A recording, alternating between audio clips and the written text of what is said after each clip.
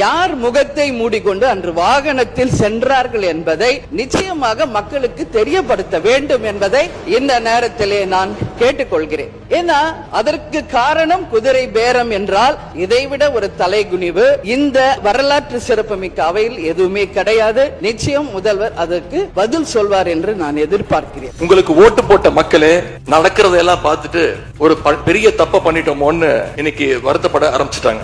இப்படி எம்எல்ஏக்களை எல்லாம் கடன் பெற்று ஆட்சி நடத்துகின்ற முதலமைச்சர் தான் அளித்துள்ள போலி வாக்குறுதிகளை நிறைவேற்ற முடியாதுன்னு தெரிஞ்ச உடனே முந்தைய அரசு, அதாவது எங்களுடைய அரசு வளர்ச்சிக்காக பெற்ற கடன் குறித்து தவறான கருத்துக்களை தந்து மக்களை இன்னைக்கு திசை திருப்ப முயற்சி செஞ்சு கொண்டிருக்கிறார்.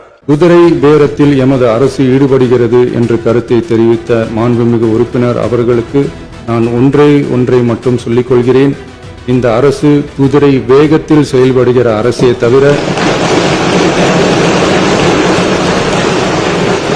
குதிரை பேரத்தில் ஈடுபடுகிற அரசு இல்லை என்பதை ஆணித்தரமாக தெரிவித்துக் கொள்கிறேன். அனைத்து கட்சிகளை சார்ந்த மாண்புமிகு உறுப்பினர்கள் தங்களது கருத்துக்களை தெரிவித்து தீர்மானத்தை ஆதரித்தும் எதிர்த்தும் உரையாற்றியுள்ளனர். உரையாற்றிய உறுப்பினர்கள் அனைவருக்கும் என்னுடைய நன்றியை முதற்கண் தெரிவித்துக் கொள்கிறேன்.